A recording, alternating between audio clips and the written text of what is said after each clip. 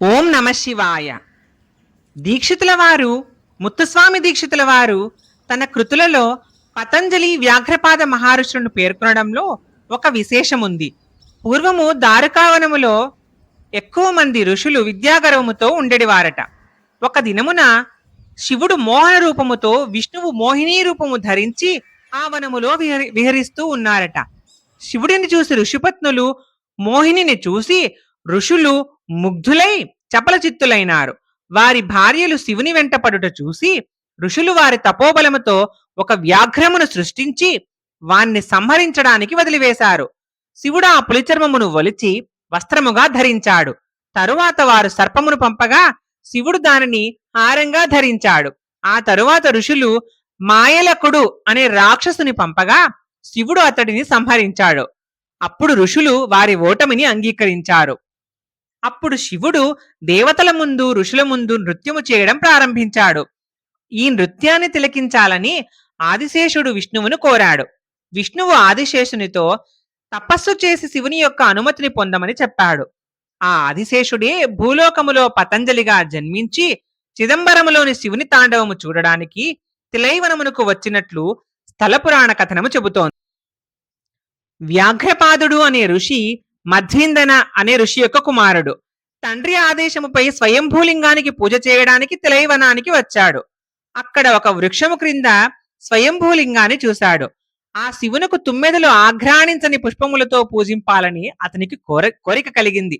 దాని కొరకై శివుడిని గూర్చి తపమాచరింపగా శివుడు అతనికి వ్యాఘ్రపాదములను ప్రసాదించాడట. వాటి వలన ప్రాతకాల సంధ్యా సమయమునకు ముందే చెట్లు ఎక్కి పుష్పములు కోసి శివునకు అర్చన చేసేవాడట. అందువలన అతడికి వ్యాఘ్రపాదుడని పేరు వచ్చినట్లు ప్రసిద్ధి.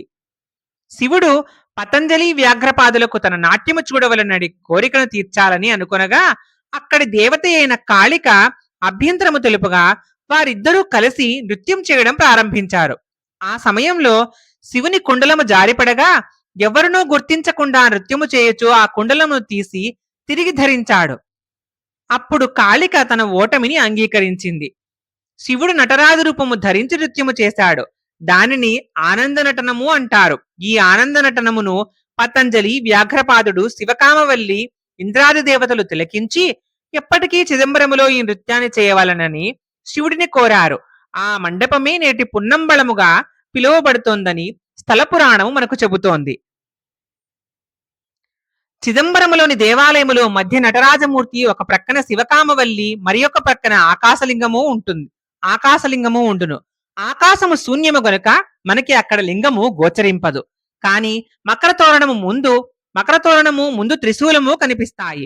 ఈ గర్భగుడిని చిత్సభ అంటారు. ఈ సభకు ఈశుడు గనుక ఆ పరమేశ్వరుడు చిత్సభేషుడు. ఈ చిత్సభ గర్భగుడిలో ప్రవేశించడానికి గల 5 మెట్లను శివపంచాక్షరి మంత్రము నమః శివాయగా చెప్తారు. శివుని హస్తములోని ఢమరుకము భావి ప్రపంచమునకు గుర్తుగా ఉంది.